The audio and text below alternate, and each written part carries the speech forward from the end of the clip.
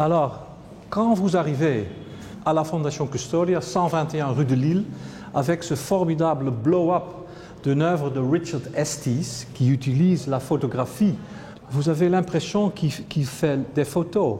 Mais ici, de proche, vous voyez très bien qu'il y a un côté manuel. Le rythme, c'est vraiment le rythme des touches. Et on a fait ça aussi pour vous accueillir aux États-Unis.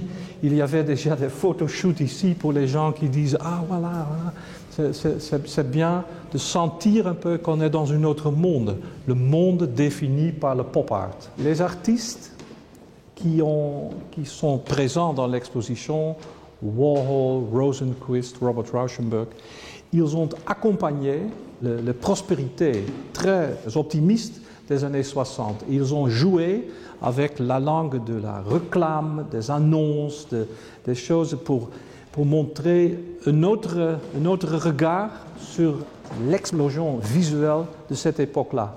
On vit, fin des années 50, début des années 60, dans une époque très tumultueuse.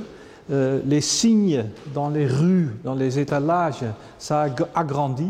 Et c'est presque comme le pop art est un phénomène qui a accompagné ce développement. Ici, nous sommes avec les géants de l'estampe, Robert Rauschenberg, Jasper Johns. Il y avait pour le vernissage beaucoup de gens qui étaient émus de voir tout ça ensemble. C'est un monde qui nous a marqués, en fait, qui était vraiment en confrontation avec une autre langue. Mais maintenant, après 40 ans, 50 ans, ça a pris sa place. C'est la même chose avec le cubisme au début et le cubisme après 40 ans. C'est devenu une langue acceptée. Et ça, c'est la même chose ici. C'est du classique, pour moi, absolument.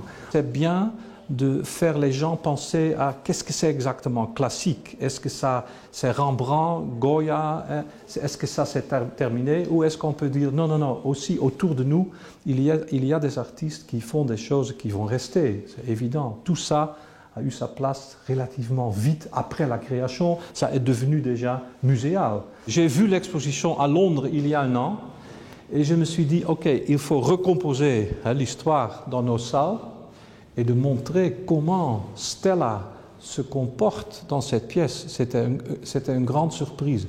J'invite tout le monde de se mettre ici et de contempler, c'est presque une chapelle.